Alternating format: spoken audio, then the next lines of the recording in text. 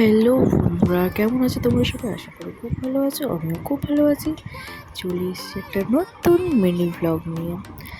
Mini blog নয়, আজ একটু ভিডিওটা একটু বড় হবে। তো সকাল সকাল উঠে দেখো রেডি হয়ে নিয়েছি। সকাল বলতে ভালোই সকাল, দুদিন ধরে ঘুম নেই চোখে। তার আগে দুদিন কেন, আমার সপ্তাহটাই পুরো গেল ঘুমহীন ভাবে। রাত রাত দিন সবসময় ছেলের শরীর খারাপ হলো, ছেলেকে ডাক্তার দেখালাম, এখন একটু সুস্থ আছে। তবে ভাই এসছে আবার, ভাইয়ের সাথে আমরা আজকে যাব। কোথায় যাব সেটা তোমাদেরকে ভিডিওটা দেখতে হবে। তো আমি এখানে রেডি হয়ে নিলাম। রেডি হয়ে এবার ভাইদেরকে ডাকবো যে কখন যাবি রে, ওঠ। আমি পরেছি নতুন নতুন এই জামাটা, দুদিন আগেই কিনলাম। যাক, ভালো জায়গাতে যাচ্ছি। কেমন লাগছে অবশ্যই বলো। তো ভাইকে তুলে দিয়েছি, ছেলেকে খাওয়ানো হয়ে গেল। আর এই যে আমরা বেরিয়ে পড়েছি।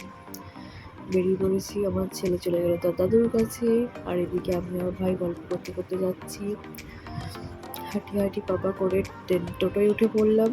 টোটো থেকে এবার আমরা স্টেশন যাব কোথায় কোথায় চলো দিয়ে দেখো।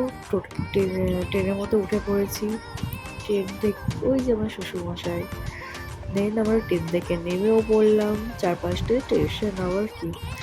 দেন আবার বাসের জন্য ওয়েট করছি। আমার ছেলে একবার ফার্স্ট টাইম বাস জার্নি করছে, আমার বাসে কোনোদিনও ওঠায়নি।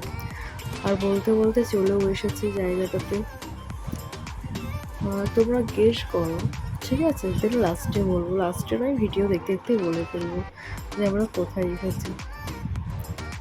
তো এই সেই জায়গাটা, এসে গেছি মায়ের কাছে, মায়ের দর্শন নিতে। আমার ছোট্ট সোনাটা দেখো দাদুর কোলে। আমরা যাবো এখন গঙ্গার ধারে গিয়ে একটু মুখ হাত পা ধুয়ে নেবো। বাড়ি থেকে চান টান করিয়ে এসেছি, তাও মুখ হাত পা ধুয়ে নিয়ে একটু ওদের গায়ে জল ছিটিয়ে দেবো। দেন আমরা ডালা নিয়ে পুজো দিতে যাবো। তো আমরা এখন যাচ্ছি। বিয়ের প্রথম বছর এসেছিলাম, জানো তো। বর এসেছিল, আমার একটা দেওর ছিল একটা। তো চলে এসেছি গঙ্গার ধারে। আমি এবার নামবো, দেখো। আর জায়গাটা যে গেছি, এত শান্তি, মানে তোমায় বলে বোঝাতে পারবো না, এত যে শান্তি খুব।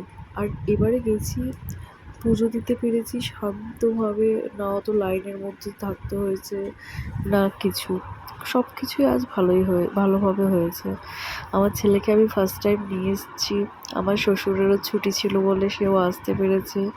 আমি চিনেও নিলাম, আমি কিছু চিনতাম না।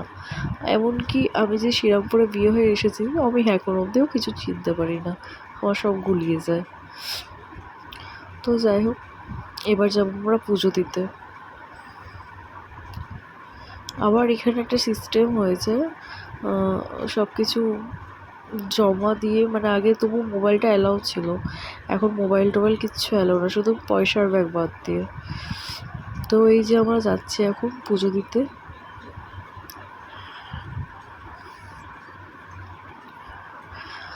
আমাদের পুজো দেওয়া কমপ্লিটও হয়ে গেল, কারণ ভিতরে একদম ফোন অ্যালাউ নেই। ফোন জমা দিয়ে আমরা ভিতরে গেছিলাম পুজো করতে।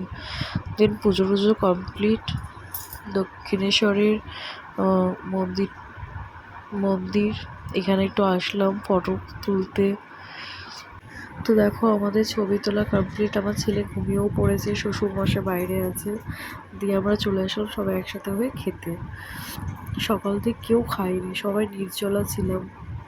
তো খেতে বসে গেলাম। এবার আমরা বাড়ি যাব। আর এই দেখো, মামাকে পেয়ে যে এত আনন্দ পেয়েছে, আর আমার ভাইটাও বটে। আসবে তো, জানো, দুদিনের জন্য আসবে। মনটা খুব খারাপ হয়ে যায়। আসবি তো আয়, একটু সময় নিয়ে আয়, এখানে যাব সেখানে যাব।